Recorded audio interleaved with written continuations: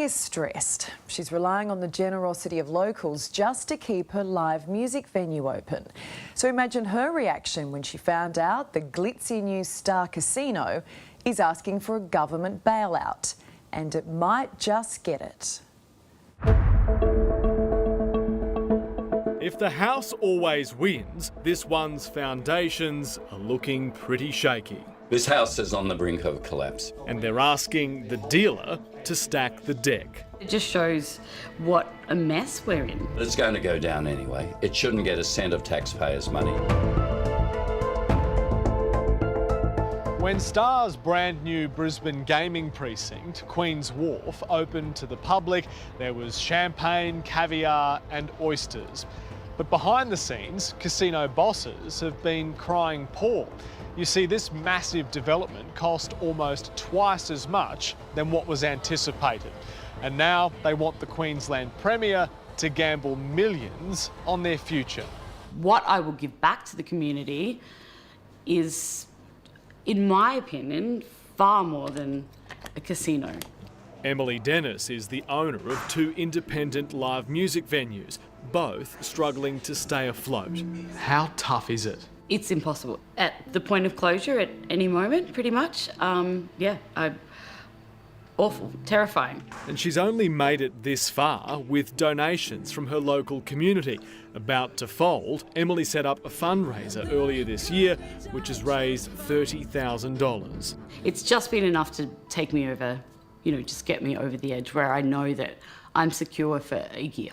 Her biggest bill is tax on wine, beer, spirits, and the very little income left over. I can't even explain to you how many people I know that have gone bust because of tax. Like many small businesses, Emily is on a payment plan with the tax office. She says she recently tried to negotiate the interest on that plan and was knocked back. They won't even negotiate whether or not they'll remove the interest unless you can pay them $20,000 up front. I have $1,000 in my account. But a tax deferral is exactly what the Star has requested from the Queensland and New South Wales governments. All bets are off south of the border, but Queensland just might roll the dice to keep the doors open and 1,400 Star staff employed. These are detailed negotiations and I'm not going to get into every element of it. It's a terrible investment giving them a tax deferral. Gambling reform advocate Tim Costello. Other businesses should be outraged. They should be marching in the streets if the Miles government gives a tax deferral to Star, because it shows two classes of citizens, two applications of the law. And he argues Star's promise to create thousands more jobs is a bit of a bluff. A casino is a giant magnet away from other productive businesses. Within a 5-10 kilometre radius of a casino, other businesses get hurt because that discretionary money that would be spent on them is going down the mouth of poker machines and on tables. The Queen's Wharf project is a joint venture between Star and Chow Tai Fook Enterprises.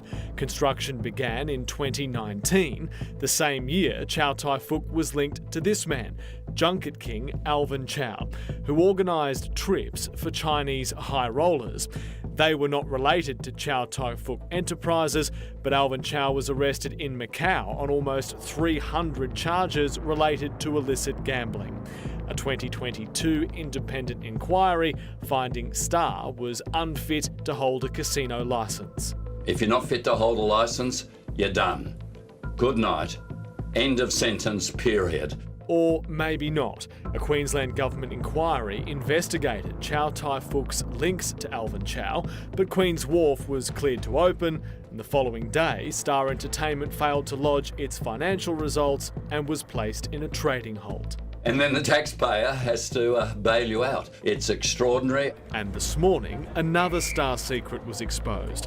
Conditions on its casino licence were relaxed to allow the gambling to begin before all the promised hotel rooms and restaurants were open. During COVID, when we saw all of those construction and supply chain delays, there was a discussion about a staged opening, and my recollection is that there's been an intention to have a staged opening since then. You run two pubs. Does this pass the pub test? Absolutely not. No. I don't know anyone that would think that was okay. Not one person. Yeah, I think it would anger most people. Aside from a one-off COVID recovery grant, which didn't cover her COVID losses, Emily says she's received no government support. Fellow venue owners, musicians and pub patrons also feel overlooked. Cities need places like this, don't they?